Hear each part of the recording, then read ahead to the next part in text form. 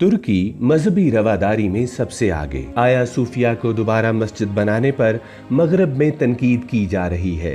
हालांकि मजहबी रवादारी और इबादत गाहों के हवाले से तुर्की मगरब से कहीं आगे है।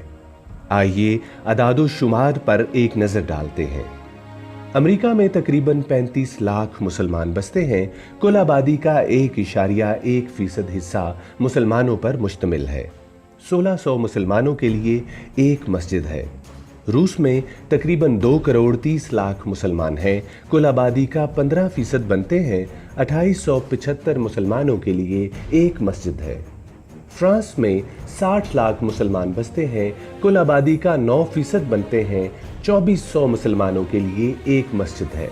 बरतानिया में 34 लाख मुसलमान बसते हैं। कुल आबादी का 5.1% बनते हैं।